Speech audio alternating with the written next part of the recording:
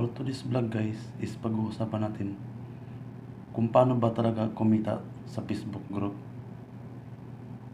So unang-una, mag-create tayo ng Facebook group sa Facebook. Doon mo rin makikita. Then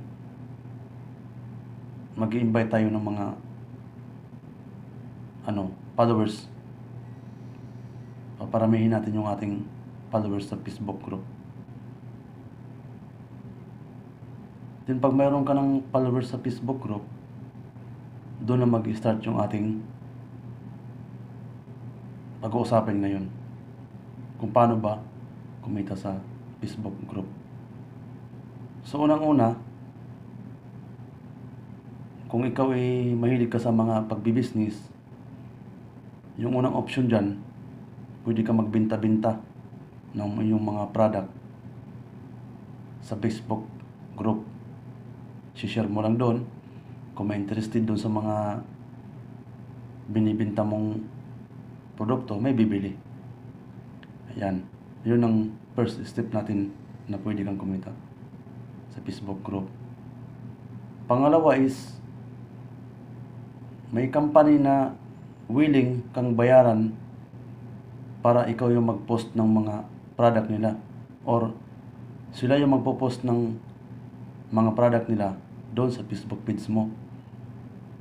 Ayan, pwede ka rin kumita, babayaran ka nila yung yung Facebook group mo.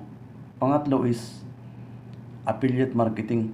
Yung affiliate marketing is yung mga company na legit, naghahanap sila ng mga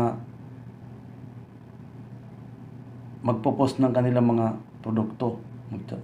Yan, i-share nila yung mga produkto nila sa mga social media. Like example, yung Facebook.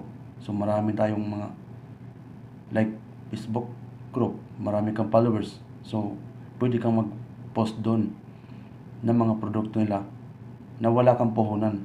Babayaran ka ng company dahil sa inyong pagpo-post ng mga produkto nila.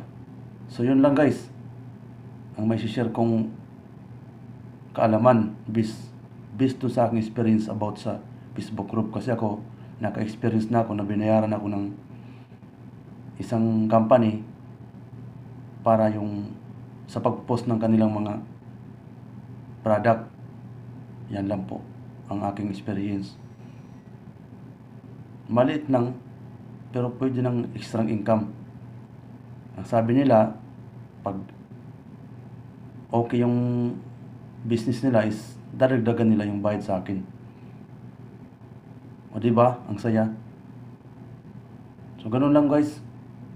I-share ko lang ang aking experience kung paano gamitin yung Facebook group para kumita ng ekstrang pera.